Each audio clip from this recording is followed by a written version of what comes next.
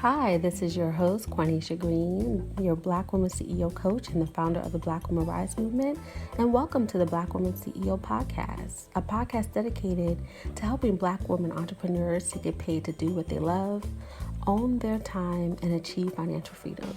So sit back, relax, and enjoy the show. Hey there, this is your host, Quanisha Green, and I'm so excited to be on the phone with my good sister, CEO friend, Taria Pritchett. Hey, Tara. Hey, Quanisha. How you doing? We're finally on the phone getting this done. It's been months in the making, right? Yes, I agree. I agree.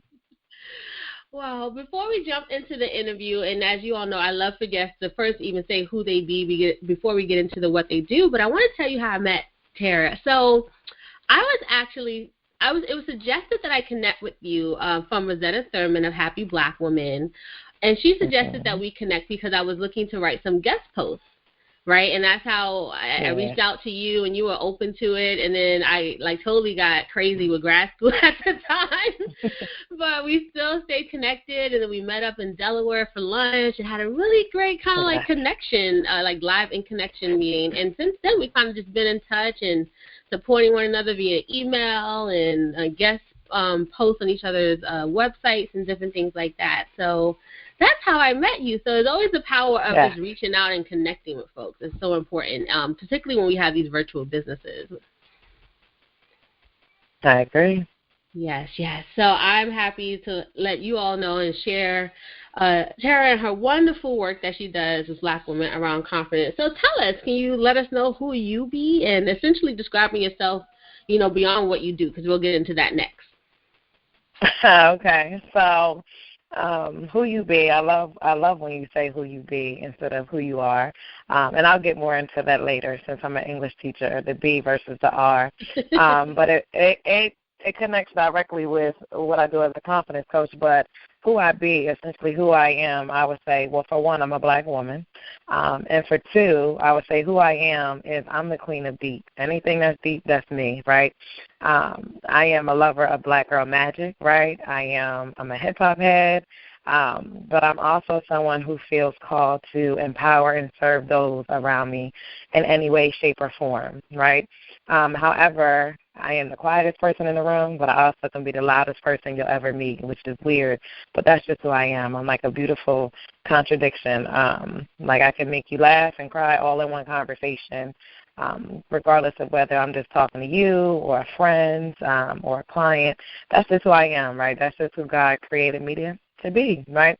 But I'm the woman who can read any other woman from a mile away. I can pinpoint a woman's pain, her why is she doing something, whether it's good, bad, or negative, or why she keeps going back to a certain situation.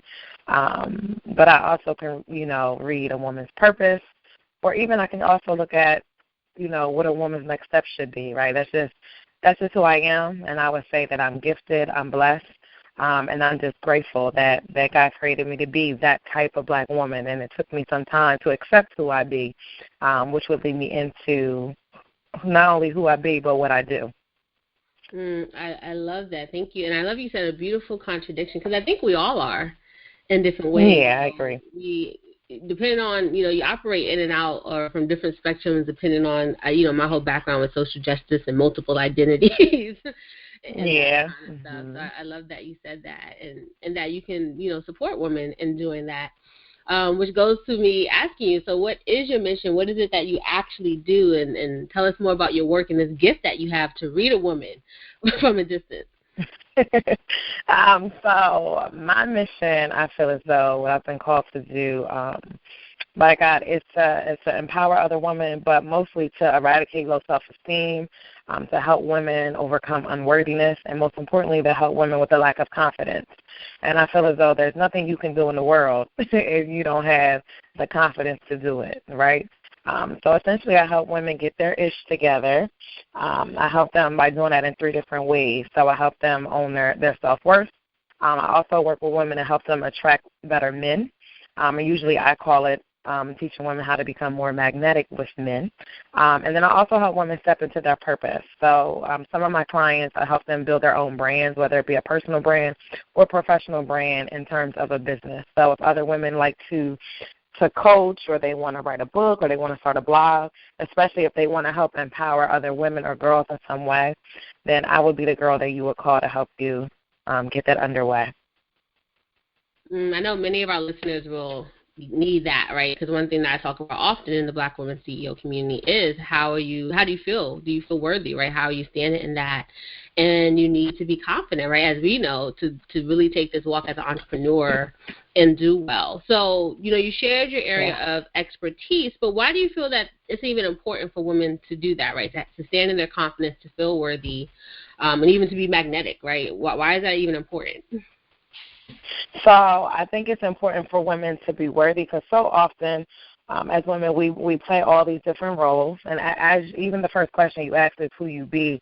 So often as women we define ourselves by what we do. And I always emphasize to my clients or in videos that worthiness isn't about what you do all the time. It's about who you are. It's essentially about who you be. And I feel like we get lost in that. And I know in this day and age, social media certainly doesn't help with that, because we all want to do and take pictures and do this and do that to show that we're doing this and we're doing that, instead of really showing who we are and all the different multifaceted things about ourselves as women. So it's super, super important, because as I mentioned earlier, even when it comes to having a business, it's really difficult for you to go on live stream if you don't got no confidence, or for you to go to a photo shoot if you don't like your body. You're like, oh, I'm fat. And I know for a long time that held me back from doing my photo shoot that I did just a year ago, because I'm like 40 pounds overweight, and what do I look like getting up and taking pictures, like in front of people and then posting them everywhere? But if you have confidence, you can push past that. It doesn't matter what your size is, how you look, what you have, what you don't have, or what you do. Confidence is really about who you be, right, and who you are as a woman. So it's just an essential piece that you need if you want to be successful in essentially any area of your life as you continue to move forward on your journey. I definitely hear you. Like, it's crucial to showing up, and I say show up and show out, right? And like you said, how are you going to own a business, right? How are you going to be doing Facebook Lives, or even the fact a picture, right, a headshot, or whatever. Is like, you have to in some way feel confident in your ability to, well, one, your physical self, but also your inner self, that you're like, this is not all that defines who I am, even if I don't feel comfortable that I'm 40 pounds overweight. But it's like, hey, that's the situation, so we're going to make it happen while I go about life, right? Mm-hmm. And like you said, but in service of your mission and vision, because, if you don't show up, they're going to continue to be other women who are challenged by this, and that's going to be holding them back from fulfilling their purpose, or maybe attracting that man, right, that they want, and many things that you help women with. So I love it. To show up, show out. You got to be confident. So how did you come to own your role as an expert in this field? I know you said it took you a while to get to that place and really even say, like, this is my gift, but as well as your role just as a CEO of your company, saying, like, I'm a CEO, I'm the leader of this. So I actually let me backtrack because I'm getting excited. But I came into this role as CEO about 5 years ago. I had a hard time finding a job. So with that time between interviews and applying to teaching positions, because not only do I feel like I've been called to be a confidence coach, but I'm also an English teacher. So that's another area of expertise that I also have, and I carry both of those with me daily. But when I had a hard time finding that teaching job, I sat down at my laptop and I started a blog. And at the time, that blog was called Regal Realness. And I just wanted to share experiences for Black women and other women of color about things that I had been going through. So what really sparked my business was a failed relationship that I had, in which my partner, he ended up cheating. He brought a baby home, and at that point on, who I was completely wrapped up into that, right? At that point in time, I didn't realize, like we've been saying all along, that the worthiness is not about, what you do and who you're with, right? It's about who you are. But at the time, I didn't know that, right? And after that experience, I went on my own, self-love and self-worth and self-confidence journey. So as a result, when I sat down to write that blog, those are the type of blog posts I started kind of pumping out, right, for people, because I'm like, okay, I want to inspire people. I want to empower them. And as I started to do that over time, I started to see that other people were starting to make money from blogging. Then I saw people had courses with blogging. So I was like, oh, okay, let me go ahead and make my own little course up. And my first course was called Make Me Over. And I spent all this time putting it together. I remember waking up early in the morning, setting it up. And at the time, I knew nothing about being a CEO, nothing about launching, nothing about sales. And it showed, because once I got everything up, girl, nobody decided that they was going to buy. So I'm like, okay, obviously I'm doing something wrong, right? Mm-hmm. So obviously, and I had got it all designed nice. I like this graphic designer, and I had no idea what I was doing. So at the time, I'm like, maybe being a CEO is not for me, because I didn't know anything about, ideal client. I'm just going to throw out a couple of terms. Ideal client, having a sales funnel, how do I attract people in, how to use social media. And social media wasn't as hot as it is now. It's really hot now, and there's so many things on it. So at the time, I just felt like I was like a failure. And then on top of that, I had a family member, then a mentor. They kept throwing out at me are you sure you're old enough, right? It's that enoughness. Are you enough? Are you sure you're old enough or qualified enough or certified enough to really be the CEO or really be this coach, right? And they kept throwing that at me.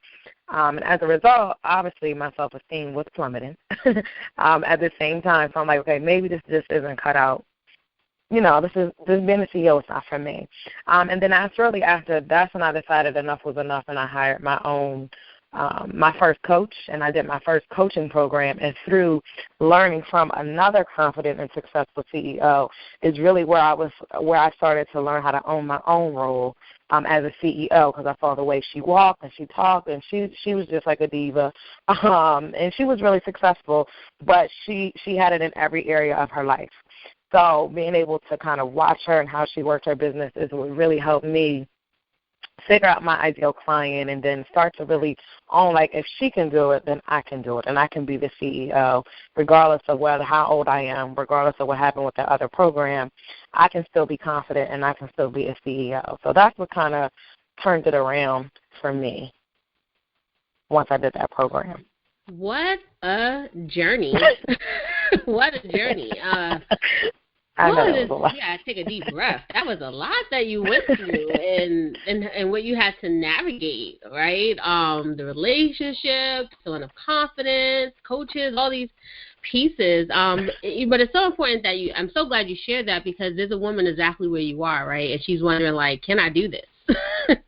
And to know that it does take time, it's a journey, but it definitely is possible to get through those things and get to the other side. So, my next question was going to be, what made you decide to start your business? But you already shared that with us. But maybe we can go deeper. I know you shared some of them, but what were some other maybe early challenges you faced on this CEO walk, and how did you overcome them? So were there some other experiences that are really kind of pronounced for you that you had to overcome? Yeah. So not only was confidence was probably a little low, worthiness was a little low. One of the biggest challenges that I had early on, and I was happy to say I've gotten way better with it, was just my simple lack of discipline and being inconsistent. And anybody who is a confident and successful CEO knows how important consistency and discipline is when it comes, especially consistency, showing up, for your clients and for your audience and, doing your thing. It's so important. But for a number of years, I would just be so inconsistent, and I think part of that was also working at my full-time job. As I mentioned, I'm a teacher. So I'm a teacher by day, and then I'm a confidence coach by night, right? So it's just that constant balance of things. And I don't think that I'm necessarily perfect at it, and I'm sure you're going to ask me that soon about the balance part, which I'll go more into later. But being inconsistent definitely was one of my weaknesses and one of my challenges. And once I learned how to overcome that particular challenge, which took a lot of work to do, I definitely was able to become more successful. But that took a lot of inner work and a lot of mindset work. Another early challenge that I had is being afraid of being visible. And for, as I mentioned earlier, because I had gained a lot of weight, I had lost a whole lot of weight, and I had this huge Zumba party, and I had invited like 100 people to kind of celebrate. And then just a couple years later, my behind went ahead and gained it all back. So I didn't want to be in pictures. I didn't want to be on video. And mind you, when I've gained weight, that's when live streaming and video, all these things are so hot now in terms of like branding and marketing. So that was another challenge I faced, and I had to decide, like, are you going to, be fat and miserable, or are you just going to be fat and get on this live stream and do your thing and meet new clients and put yourself out there and still be confident?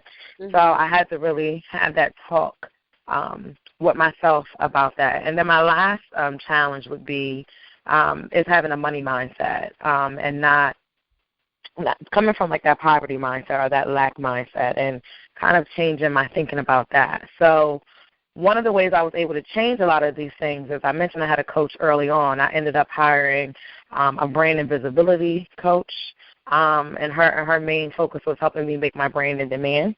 So I was able to kind of switch that mindset and get my website redone over and things like that. And putting myself, taking that action is really what helped me overcome it. Even with before I did live stream, I would just start doing videos. So maybe I didn't want to go live and everybody's looking at me, but I can control, in my own office, in my own setup, if I'm doing my videos, kind of how I look a little bit versus me just being live off the cuff. So that was one way that I was able to overcome that. And then also with the money, I also hired a coach for that. Girl, I'm just hiring coaches, aren't I? But I had another But then I had a money mindset coach, and her name was Denise Duffield Thomas. I don't know if you're familiar with her. But her slogan is get rich, lucky. I'm not going to say the rest, but it rhymes. But she doesn't really, and she works specifically with entrepreneurs and like money mindset. So she's great for that. She also has a book that kind of goes along with it to help you kind of expand that mindset. So you open yourself up. Because I feel like so often as women, we're afraid of the money, or we're just not used to the kind of that flow. And that's something I really just had to break away from if I wanted to be a confident and successful CEO. I love that the underlying, you can say, trend or theme is that you got support, right? I always say, I invested in myself through investing in other people. So, because sometimes, some of our listeners, when you think about coaching, you think about the cost or, even the return on investment. And sometimes it's not even about the return being financial, right? It is like, are you going to have increased confidence? Is it going to help you implement? And particularly as Black women, sometimes our challenge is asking for help, right? And that can be a bottleneck to our business. Once again, it's not even about generating revenue. It could be helping you to be the person you need to be, right, to generate revenue. When you talked about the money mindset, the confidence, all these things, even the systems part that you got support with. Yeah, I just love that you're sharing that. You are where you are today because you got help. You sought out help, and you invested in yourself. Yes, I completely agree with you. So that's really important. So I know you've had the coaches along the way, and so my question is now to the balance question that we just talked about. So how have you integrated work, business, life, self-care, and family? So was that something that the coaches helped you with? And if so, are there even some other things you did outside of that, or if you want to share even some of the strategies that they helped you with to integrate all these different aspects of, who we be, right? So, Quanisha, I definitely do agree with you. Getting support has been hands down probably the number one thing that has been helpful for me. I don't know if I can necessarily say, though, that they helped me with work-life balance. If anything, I feel like they made me work more. I don't know if that's good or bad. So I feel like it's mostly been on me. Well, because they give me so many ideas, or try this and try that, and testing out stuff, even like testing out Facebook ads, trial and error, that still takes up time. So it's more so I feel like it fell on me to figure out how I can balance more. So I will say I'll be the first to admit I'm not perfect at the work-life balance at all. I mean, I'm not married. I don't have kids. So, and I know a lot of other coaches and CEOs are. So I don't even know how they do it. I'm still like, how am I going to do this? But I will say that I do let family, friends, even Bay, I let him know. Like they know what my mission is, right? So not only do they know who I be, they also know what I do. So, for example, last night we had family dinner, and I usually always go, but last night I just told them I'm working on my book launch. There are so many pieces of this puzzle. Like, I'm just going to have to sit this one out for tonight. Part of it is kind of taking care of myself and taking care of my business at the same time. But I'm very honest and I'm very open, and I let them know, because most people in my family are not entrepreneurs. They're not in the business. They don't even get what I do. They're like, confidence, like, what is that? They don't even get it. But I let them know, like, I need this time to work on this. Or my best friend's always like, when we going to Hawaii? When we going here? When we going here? And I'm like, girl, I'm about to do this coaching. I'm about to get my business together. For me, I guess, number one, I'm different from most people around me. Number two, my priorities are a little bit different, especially in terms of where I choose to invest my money and invest my time. I will say I do get to practice self-care daily, and one thing I teach my clients is the importance of having some type of daily confidence routine. Usually I encourage them to do it when they wake up in the morning or when they go to bed at night, where they're saying affirmations, where they're reading a daily devotional. It could be looking at a vision board. It can be journaling about your day, but it could be you taking a bath. It can be you cooking dinner for yourself. Whatever the case may be, I always tell them to have some type of routine or practice in place. It doesn't matter what's going on in your life. You know you're doing it either when you wake up or when you go to bed, or both. And I know I practice what I preach. Now, every day you might not get to it or you might not be perfect, but it's one of the ways that helps me balance doing, like I said, because I'm working full-time, and then I'm doing my business, and then I have a relationship, then I have family. There's so many different components. And then last thing that helps me kind of balance everything, especially with my business, I would say is having systems, as you mentioned, and then automating things. Automation has been awesome, especially like for social media and things like that. Automating my email newsletters, because I can be out, like me and my family, we went to New York last week, and people are still getting emails from me. People are still getting things from social media from me, but I'm not sitting there at the computer like I used to be without any type of balance in my life. So I would say automation, and also hiring other people to help you. Like right now I have, it's been almost a year I've had my social media manager. She's phenomenal. She gets my vision. I don't even have to, tell her stuff, and she'll pick up on it. She'll make graphics. She'll be posting, and it'll be like it's me. I got lucky. I don't think so, but it really does help a lot when she's doing that. And, again, it frees me up to now I can go on a date, or I can go hang out with my family at dinner or something like that, because she's taking care of it. She's automated, and she's putting it into motion and formation. I love that you shared the communication piece is so important. Sometimes, we got a family invitation, or if, like you said, you might have a standard family thing that you do, and then you can't make it, and then we go anyway, right? And we feel some resentment while we're there because we I should be. Yes, that was me. Coast, right? Yeah, and that's how I used to be. But the fact that, and I think this is where the confidence comes in, the worthiness of saying, one, that knowing that your family loves you, and maybe they're not going to even think less of you if you don't show up, but also feeling the confidence and feeling worthy enough to know that, this is a priority for me. I'm going to put the time into this and negotiate something else, right? That you are putting yourself first, your dream and the desire that, the business is a vehicle for, and prioritizing that. So I love the communication piece of how are you using communication as a way to honor yourself. That's kind of what I heard you say, as well as with the other strategies. But I hear the root of that, as I know and is the confidence, is the worthiness that is so necessary to do that. So thank you so much for sharing how you've been integrating all this. And so how do you go about, though, I know you said with the coaches particularly, they gave you all this work, right? So how do you go about, setting your own goals, executing, and staying focused, even though you're negotiating these things really well? So that's an excellent question. So as I mentioned earlier, I really struggle with being consistent and being disciplined, and that goes along with the goals. I would have goals, but then I wouldn't execute them, or I would be so focused on a whole bunch of different stuff. And I can remember early on going to Panera Bread to work on my business one summer. This is before I hired my first coach.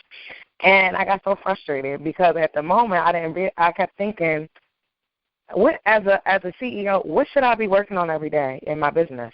I kept sitting there and I couldn't figure it out. Right at the time, I had no coaching, anything like that, so I didn't know really what I was doing at all. And that's probably why I ended up in a program like a month later, because I just couldn't think of it. What do I do? And obviously, now that I've spent thousands of dollars and I've coached under a number of women or in different programs, I have a much better idea of what I should be doing. So as a result of that, it does help me set I'm trying to think of the right word. Set goals that are more of a priority in terms of a business and how to be effective and how to really generate income versus, in the past, I used to spend a lot of time blogging, right? Like I said, I started out as a blogger because I like to write. I'm an English teacher. I like to write. But as I continued on my journey, I realized that there were other goals, such as revenue-generating goals, that I should be focusing on more. Not that blogging didn't necessarily bring me money, but there are other things that I could be working on that could not only help me fulfill that desire and passion I had to write or to teach, right, but that could also help me generate money at the same time. So I think for me, it was about me having clarity and becoming clear. It was also about me having, more knowledge and learning what exact goals do I need to actually focus on, right, because we can set goals all the time. We can make vision boards all the time, but do you really know what goals you should be setting? And for me, I think since I was in like high school and in college, we always, we have planners or we have calendars and all that kind of stuff. And for the longest time since I graduated from college, planners just haven't, I don't know why. When I was in college, I was planner of the year. I would have my little planners all the time. But now I don't even use a planner, right, which is ironic because there's so many things that I have to balance. I usually use like Google Calendar. And only just recently I've really come to terms with I work better when I set weekly deadlines, that I get certain things done by Sundays, right? I've tried like so many different methods, and I think honestly, we really just have to find what works for us. So that's honestly, just even recently, I've learned that really works for me to kind of set my goals, execute, and to stay focused. I know even for my clients, on a month-by-month basis, I send out to them kind of like a monthly reflection sheet. So I usually send it out on like the first of every single month for them to kind of go through. I know one month last year I forgot to send it, and people were sending me emails because I really didn't hear any feedback about it. But that one month that I forgot to send it out, everybody was like, can you send me that little monthly reflection sheet? Right, it's something so small. It takes me 2 seconds to make. But they all were like, can you send me that sheet? Like, a lot of other coaches don't send that out. Like, can you send that out? Mm-hmm. So, I mean, the setting the goals, the executing, the staying focused, I think reflection is such a huge, huge part of setting the goals, but then actually executing the goals once you go through with it. Yeah, it's my background is in social justice, and one thing we learned is something called praxis, which is, I always say, the yin and yang of like critical pedagogy and education, where we talk about, you have to have action and reflection together. And you kind of I agree. In the sense of business, right? You got to figure out what you're doing. I love this idea of weekly deadlines, so I might be borrowing that from you if you don't mind, because I'm like, that go makes right ahead. Because, I notice sometimes when I have a deadline too far out, and this actually started in college. It's a very bad habit. And then it's like the day before the deadline, and so then I'm hustling to get it all done to say, like, I made the deadline. But yeah, it's better if I just set weekly deadlines and break it up, so this way you don't have this, like, rush, right, because you've been procrastinating or focused on other things. But I love the reflection piece, right? Of course, we talked about the self-reflection that we all need to be more confident and worthy and work out our stuff, and hopefully with support, but also reflecting on what's working, what's not working, right, and that you were able to have an assessment and figure out, like, this is actually what's working for me nowadays so that I can be active in my business. Yes, good stuff. Okay. So as we move into our, like, closing inspiration and advice that you have for listeners, what is one piece of wisdom that you would share with the woman who is frustrated building her business and desires to become a rock star CEO, right? Or another way to think about this is, what do you wish someone told you when you started this journey? So I wish that somebody told me, and I learned this a while ago from life coach Anthony Robbins or Tony Robbins. I don't know. It's always stuck with me. And he always says success leaves clues, right? So success leaves clues. So whatever you're frustrated about, whatever, you desire to become, somebody is already doing it, right? You want to be a talk show host, they got Oprah. You want to fix your life, they got Ayana, right? Somebody's already done it. And if you are frustrated, success leaves clues. So somebody's already been at that frustrated place. So won't you go talk to that person who's been in that place and they've been able to move on? So you probably noticed throughout, as I shared, many things during this call that, like you said, the underlining message is the support piece. And it's very difficult to be a rock star CEO, a confident CEO, when you don't have any support, right, from family, friends, and all that, but also somebody who gets what you're doing in business and gets what it means to be a CEO. Like I said, there's nobody in my family that's a CEO. They don't know what CEO do. That's why I'm hired other people, or I'm in Facebook groups with other people who are confident CEOs. Maybe you cannot afford a coach.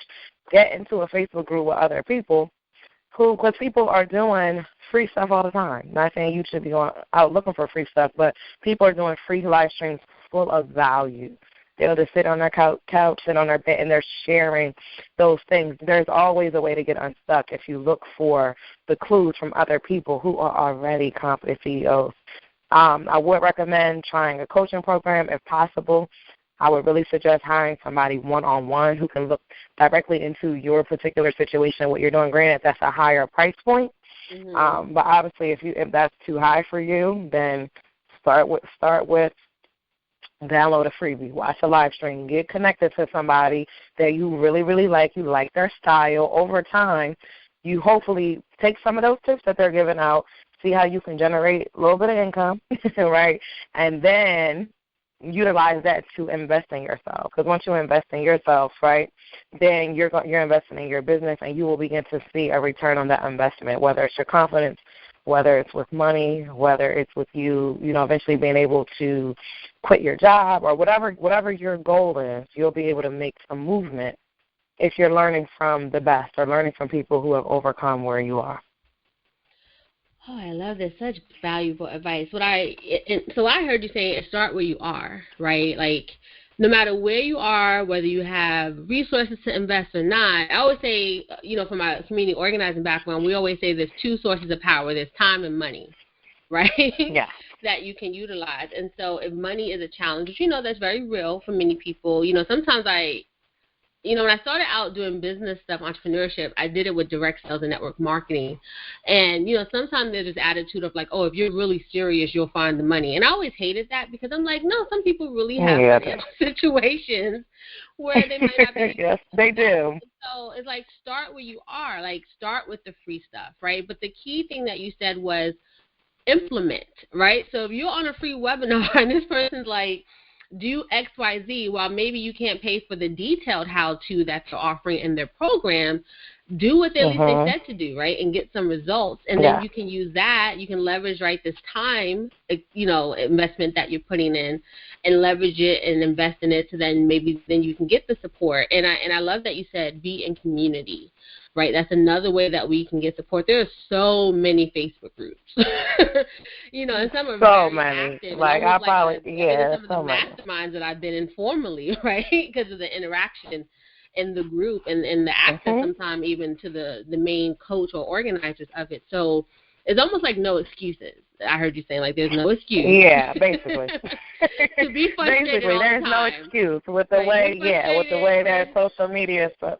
With the way social media is set up, there's no way. Everybody's doing free webinar, live stream. They on Instagram on the video, like Instagram live stream, Periscope. Like, there's $1 million ideas. There's $1 million strategies that people are putting out over and over and over again. And I always tell my clients that there's a difference from you just showing up to my webinar or on a call just listening to the message I'm giving versus you actually making some movement and some progress and implementing, right? It's a difference between, just listening to the information and having some type of implementation of what somebody is sharing. So that really is going to fall back on you. Whether it's a free live stream or you paying $6,000, at the end of the day, if they deliver and you don't implement or make movement, then it's going to fall back on you. Like, it really just starts with you, honestly.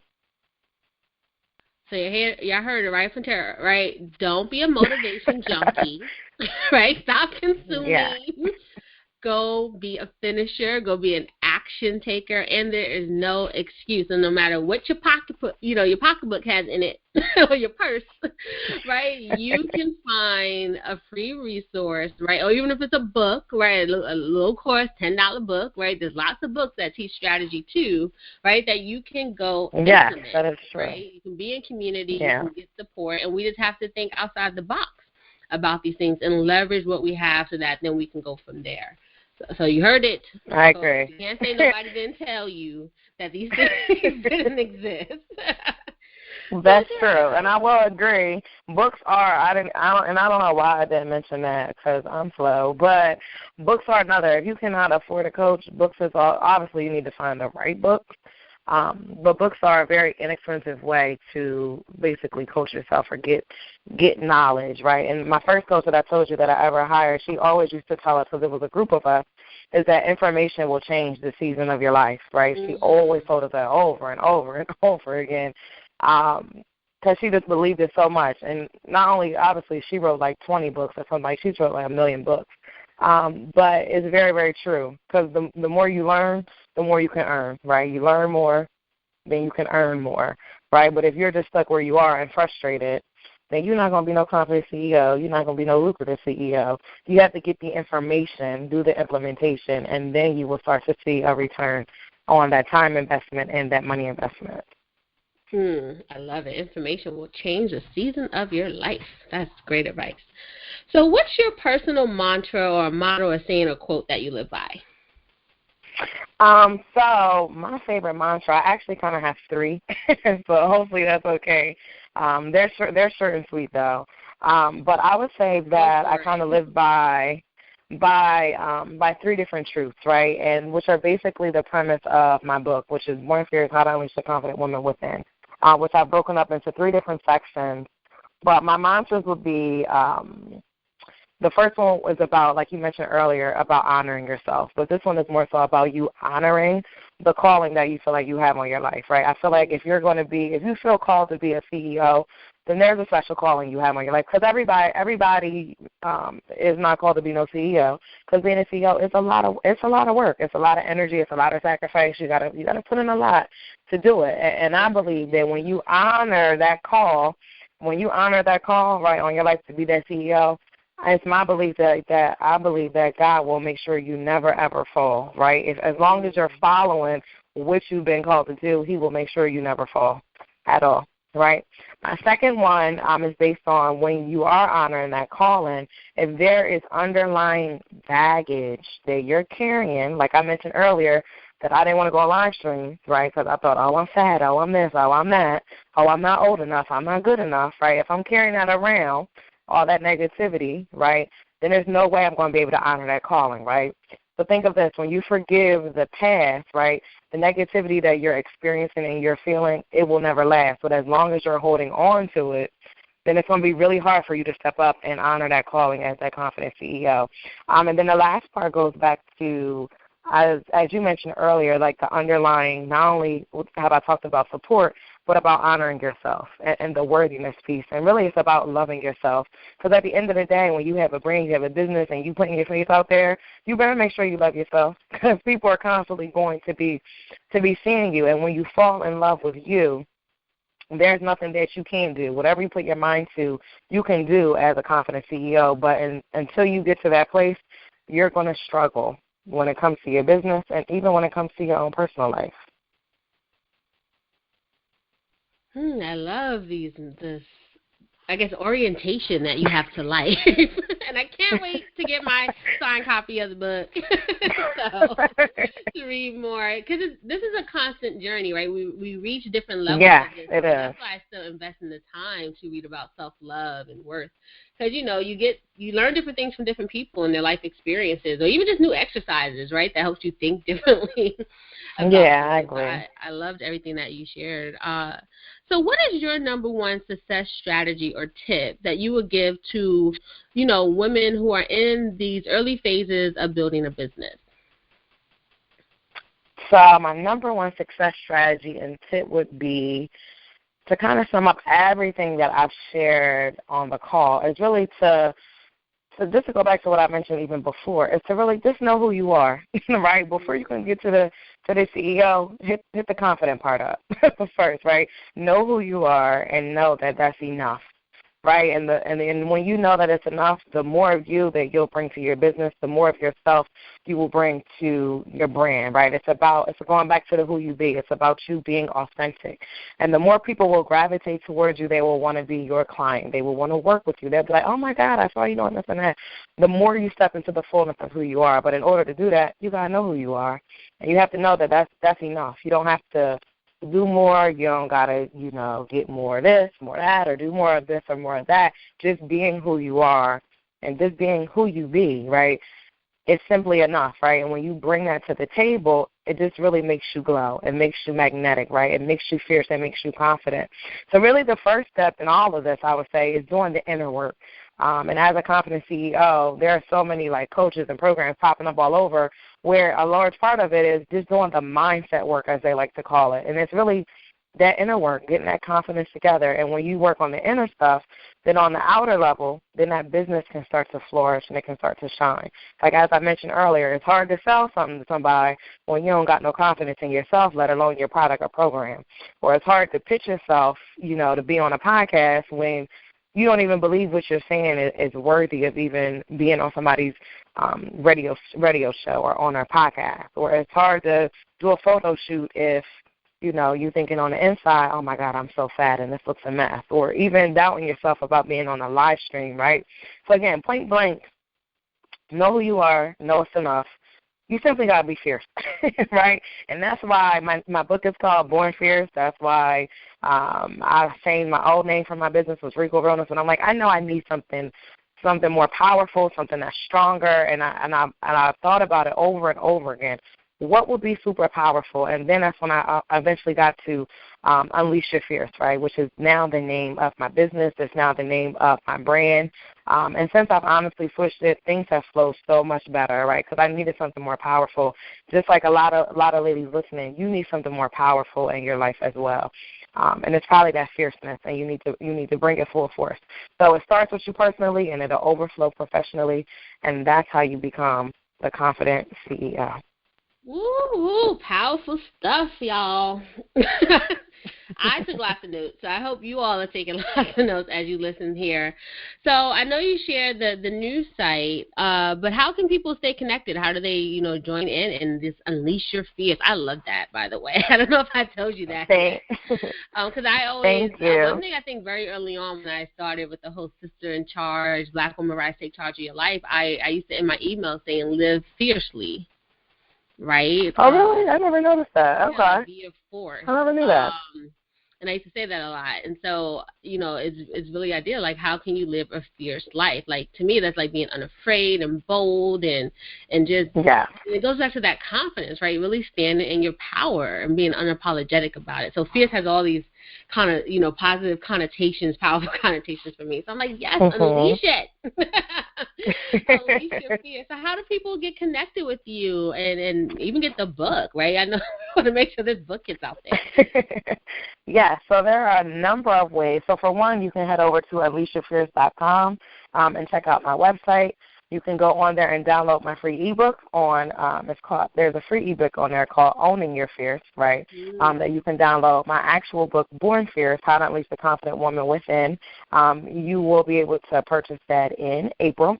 So if you go on unleashyourfierce.com and you join my email list, you will get the automatic notification that it's available in both ebook format as well as paperback format. You can also find me on YouTube, Instagram, and Facebook. And on Facebook, I do have a private community called the Unleash Your Fear Squad, which is a private Facebook group in which I do upload videos, I give tips, I give strategies. Sometimes I offer certain promos or freebies just to them because that's my Fear Squad. So those are the women who are like the most engaged, who are like always commenting and all that kind of stuff. So if you're about that fierce life, then you probably would want to join us. I love it. You about that fierce life. You about it. I had a Bronx moment. I'm sorry. It's fine. I like it. Oh, no, that was like Southern. That was like, channeling No Limit Soldiers. About it. You about it. Yeah, I like that kind of stuff. That was cool. Oh, this one's so great. So we will make sure that we put all these links in our show notes that you can just click and go. And thank you just so much for joining me and, coming into our community. Let me do this interview with you. I've got a lot out of it, and I hope our listeners did too. So please go connect with Miss Taria Pritchett, get a book so that you can live that fierce life and be about that fierce life. So this is Quanisha Green signing off, and we will see you soon. Bye. I hope you enjoyed today's episode. And for more Black Woman CEO wisdom and expert tips, please visit blackwomanceo.com. So this is your host, Quanisha Green, signing off. Until next time, remember, power is the ability to create your reality.